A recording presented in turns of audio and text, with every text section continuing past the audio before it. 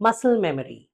The brain actually relies heavily on repetition, and it kind of subconsciously creates a subconscious memory for you where you can easily repeat something without really putting a lot of effort, simply because the brain has been exposed to that activity multiple times and repeatedly.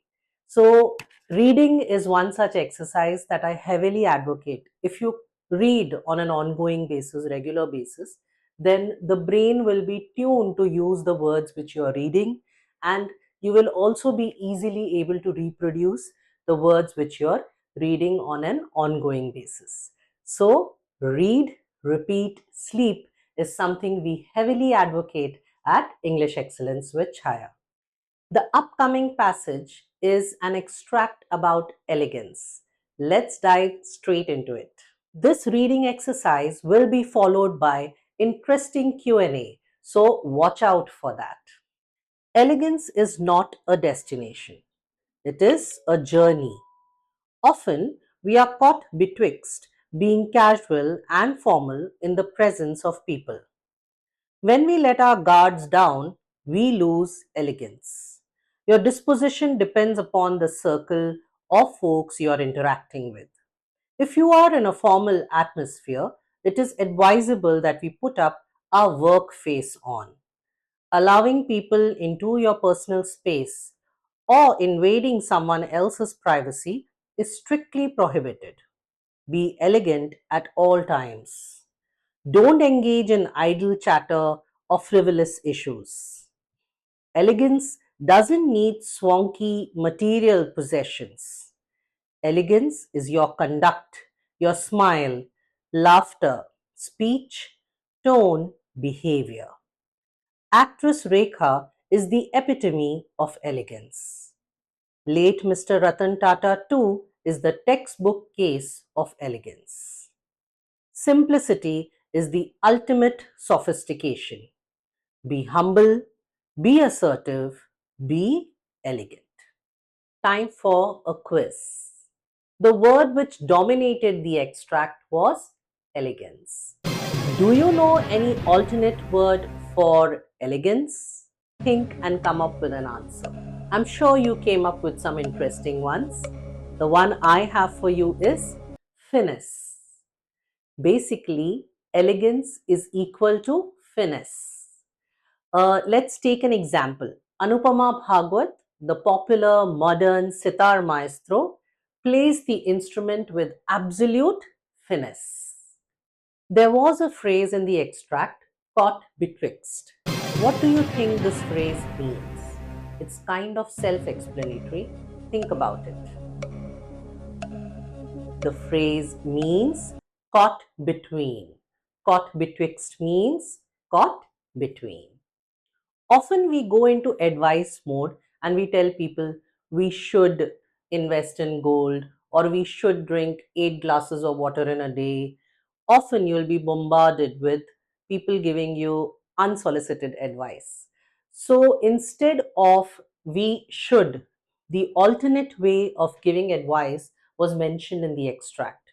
Do you recall it? What was that? And I would also like you to attempt some sentences with it in the comments section. But first think, what was the phrase for we should or giving advice to someone?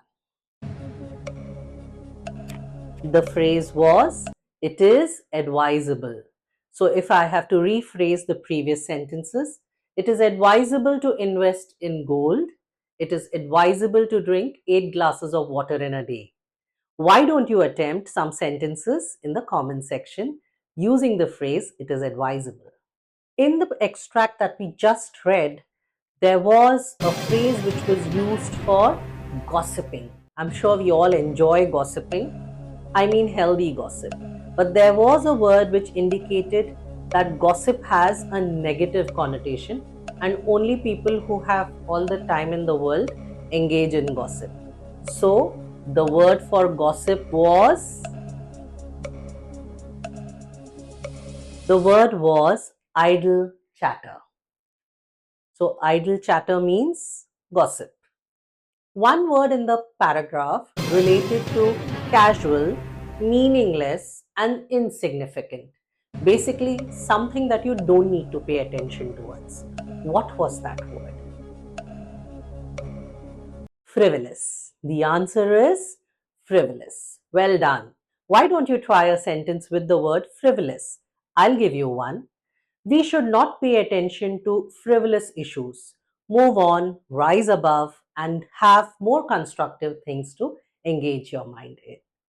There you go. Why don't you try a word or a sentence with the word frivolous? There was one adjective which was used for stylish. Can you recall what word that was? The word was swanky. Swanky equals stylish. Swanky cars, swanky phones, swanky apartments, or swanky villas all mean stylish. There was one word in the extract which was for the highest point of something. For example, Sachin Tendulkar in his cricketing career reached the dash of success. Highest point. The blank can be filled with highest point. What was that word? The answer to this question is epitome. Epitome means highest point. So, for example, Sachin Tendulkar in his cricketing career was the epitome of success.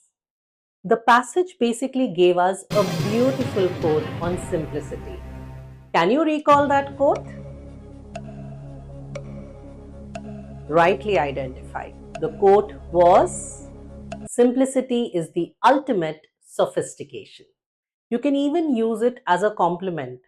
Normally, people need to make a lot of effort to get noticed. But then there are those who manage to get your attention even without putting up too much efforts.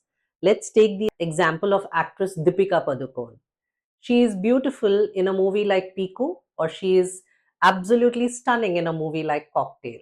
So, simplicity is the ultimate sophistication, can be used as a compliment for someone like her. We have different personality types, and in the passage, there was a word which was the example of someone who is the opposite of aggressive.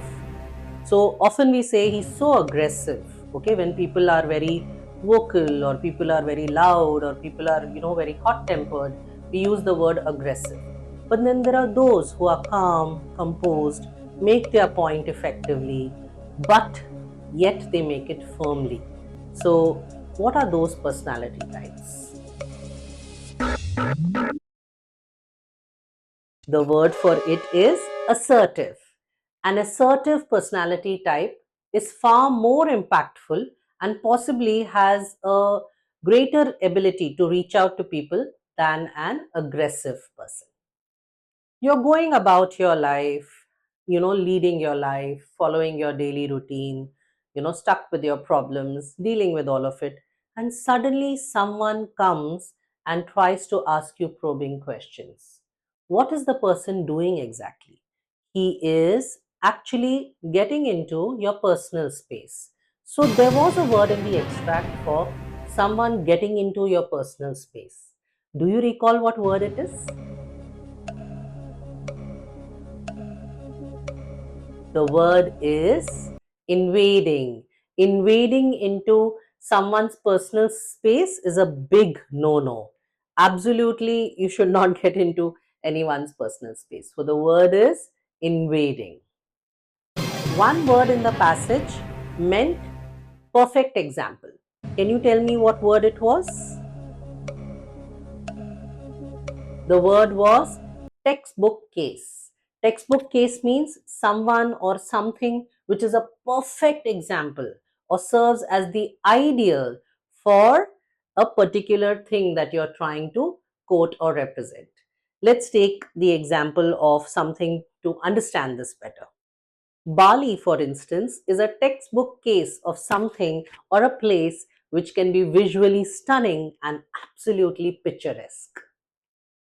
They say often when you get relaxed, that's when you end up making the most errors. So, getting relaxed, or for that matter, you for a moment drop your restrictions, or for that matter, you don't remember that you not need not share a lot with people. That is considered as a moment of weakness when you open up, or there was a word or phrase in the extract which indicated that for a moment you took it easy, you relaxed, and you probably did not realize that you're oversharing or allowing people in. So, what was that phrase which represented this thought? The phrase was letting your guard down. Okay, so you can understand this very well in the context of probably someone who is a security professional. If a security professional lets his guard down in that weak moment, anyone can, possibly break in and take advantage of the situation. So, letting your guard down essentially means that moment of weakness when you ended up dropping all the guards around you, and something which you didn't want should happen ended up happening. I would love to emphasize read, repeat, sleep. Basically, go ahead and try all the exciting words which you picked up through this lesson in the comment section with great examples as sentences. I would love to look at them and review them. Thank you and enjoy our lessons, and please share, subscribe and like our videos.